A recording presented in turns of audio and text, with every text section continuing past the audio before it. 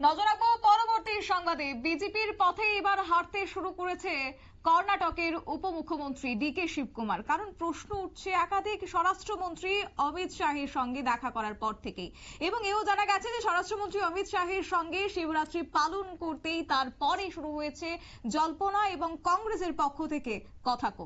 বিস্তারিত যাবো, আমাদের সঙ্গে রয়েছে প্রতিনিধি সুমন্ত ব্যানার্জি। সুমন্ত, কি জানতে পারছো?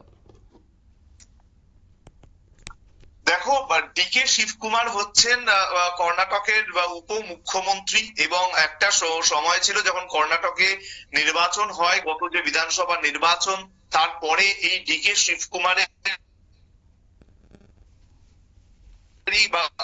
মুখ্যমন্ত্রী এবং তিনি যে একজন যোগ্য দাবিদার তা কিন্তু একাধিকবার তিনি স্পষ্ট করেছিলেন তার কাজকর্মের মধ্যে দিয়ে তিনি একজন যোগ্য সংগঠক। এটা নিয়ে যে বিভিন্ন যে শক্তি, সেই বিষয়টিকে তিনি ভালো করে বোঝেন, কর্ণাটকের পালস তিনি ভালো করে বোঝেন। এবং গত বিধানসভা নির্বাচনের পর তিনি দীর্ঘ একটা বৈঠক হয়েছিল কংগ্রেস, সেই ছিল যে শিবকুমার নন, বরং সিদ্ধারামাইয়ার ওপরই আস্থা রেখেছিলেন কংগ্রেস নেতৃত্ব। বিষয়টিকে ভালো চোখে যে নেননি ডিকে শিবকুমার বা তার অনুগামীরা, সেটা কিন্তু পরে একাধিক ক্ষেত্রে বোঝা গিয়েছিল। এবং তোমাকে আমি জানিয়ে রাখবো শতাব্দী, যে তার পরপরই যে বিভিন্ন কার্যকলাপ, তার মধ্যে ছিল অন্যতম, তা তো চলছিলই। সব থেকে বড় ব্যাপার যে শিবরাত্রি গতকাল গেল, সেই শিবরাত্রির অনুষ্ঠানে যোগ দিতে তামিলনাড়ুর কোয়েম্বাটুরে আমাদের যোগাযোগ বিচ্ছিন্ন হচ্ছে, তবে যোগাযোগ করার চেষ্টা করছি। এবং সেই সঙ্গে আপনাদেরকে আরো একবার জানিয়ে রাখছি যে নতুন করে একটা জল্পনা শুরু হয়ে গেছে ইতিমধ্যে। কর্ণাটকের উপমুখ্যমন্ত্রীর এবার স্বরাষ্ট্রমন্ত্রীর সঙ্গে একই ফ্রেমে দেখার পর থেকেই কার্যত শিবরাত্রি পালন করলেন স্বরাষ্ট্রমন্ত্রী অমিত শাহের সঙ্গে, তারপর থেকেই নানা জল্পনা। সুমন্ত, যেমনটা বলছিলে। হ্যাঁ, যেমন আমি বলছিলাম, দেখো যে তার সঙ্গে যে বৈঠকটি হয়, সেই মাফ করবে ঈশা ফাউন্ডেশনের যে অনুষ্ঠানে, মানে শিবরাত্রি অনুষ্ঠান, সেখানে যখন সদ্গুরুর সঙ্গে এই ডিকে শিবকুমারের একটি ছবি ভাইরাল হয় সমাজ মাধ্যমে, তারপরেই কিন্তু দেখা গেল যে দলের মধ্যেই একেবারে কড়া সমালোচনার মুখে পড়েছেন কর্ণাটকের উপমুখ্যমন্ত্রী শিবকুমার।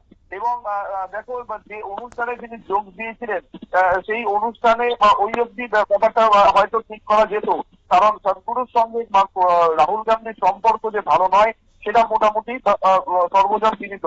এবার বিষয়টা হলো যে তারপরেই সেই অনুষ্ঠানে যোগদান হচ্ছে অমিত শাহ, তখনই কিন্তু রাজনৈতিক মহল মোটামুটি বিষয়টিকে একে একে গ্রিন করতে শুরু করে দেয়।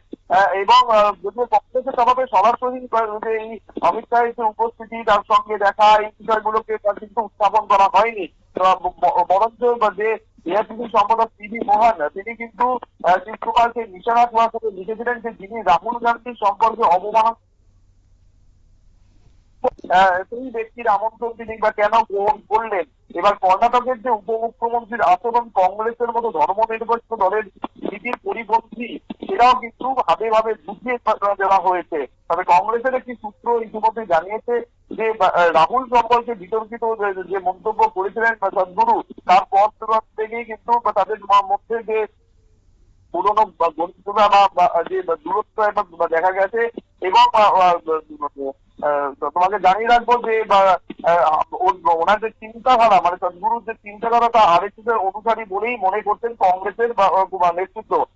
দেখো, 2 বছর আগে যখন কর্ণাটকে বিধানসভা ভোট হয়, সেই সময় কংগ্রেসের জয়ের পর যে মুখ্যমন্ত্রীর যে আসন, তা নিয়ে একটা দীর্ঘ যে টালবাহানা চলেছে, সেটা সকলেই আমরা কিন্তু জানি। এবং তারপর কিন্তু দেখা গেছিল যে তেলেঙ্গানা, হিমাচল প্রদেশের মতো যে রাজ্যে ক্ষমতাসীন কংগ্রেস, সেখানে অন্তর্দ্বন্দ্ব মেটানোর দায়িত্ব পেয়েছিলেন এই শিবকুমার। কিন্তু চলতি ঘটনা প্রবাহ সেখানে একটা সম্ভাবনা তৈরি হয়েছে। এবং মূলত তার যেটা ডিকে শিবকুমারকে যেটা যে কারণে কংগ্রেস নেতৃত্ব কাজে লাগাতে চায়, তা হলো যে এই যে সংগঠন, কারণ আমরা জানি যে কর্ণাটকে কিন্তু বিজেপিও ক্ষমতায় ছিল, সেখান থেকে সংগঠনকে মজবুত করে তাদেরকে চাঙ্গা করা কর্মীদেরকে এবং তাদেরকে ভোটের দিকে ভোটের কাজের জন্য যেভাবে তিনি মোটিভেট করেছেন, যেভাবে তিনি জয় ছিনিয়ে এনেছেন বিজেপির থেকে, তার জন্য কিন্তু তার যারা কর্মী সমর্থকরা মূলত তারা চেয়েছিলেন যে ডিকে শিবকুমারই যেন সেই মুখ্যমন্ত্রীর আসনে বসেন। কিন্তু সেটা যে এই মুহূর্তে হলো তখন থেকেই কিন্তু কানাঘুষো শুরু হয়ে গেছিল এবং যদিও এখনো পর্যন্ত বিষয়টা জল্পনার স্তরেই রয়েছে, যদিও রাজনীতিতে প্রাথমিকভাবে সবকিছু জল্পনার স্তরে থাকলেও পরে কিন্তু বিষয়গুলো ঠিক একে একে দুই বা দুয়ে চার হয়েও যায়। কিন্তু এই মুহূর্তে দাঁড়িয়ে শিবরাত্রির অনুষ্ঠানে তিনি যোগ দেওয়ার পর আগামী দিনে এই কর্ণাটকের রাজনীতি কোন পথে এগোয় সেদিকে কিন্তু অবশ্যই নজর থাকবে। শতাব্দী, ধন্যবাদ সুমন্ত। অর্থাৎ একদিকে এই কার্যত স্বরাষ্ট্রমন্ত্রী অমিত শাহের সঙ্গে শিবরাত্রি পালন এবং কর্ণাটকের উপমুখ্যমন্ত্রী ডিকে শিবকুমারের, এবং তারপরে বুধবার শুরু হয়েছিল নানা জল্পনা এবং সেই যে বিজেপির সঙ্গে তার একটা ঘনিষ্ঠ সম্পর্ক করার বিষয়টি, সেটাকে কার্যত গুজব বলে এড়িয়ে দিয়েছেন ডিকে শিবকুমার। এবং তিনি যেটা জানিয়েছেন প্রেস কনফারেন্স করে, যে তিনি বলেছেন আমি জন্মসূত্রেই কংগ্রেসে এবং আমার অবস্থান হলো আমি সব ধর্ম এবং সংস্কৃতিকে সম্মান করি।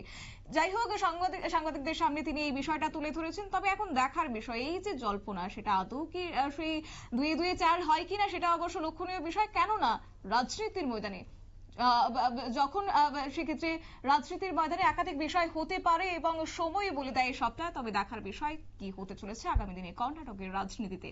নিয়ে নিচ্ছে ছোট্ট একটি বিজ্ঞাপন বিরতির সঙ্গে থাকুন।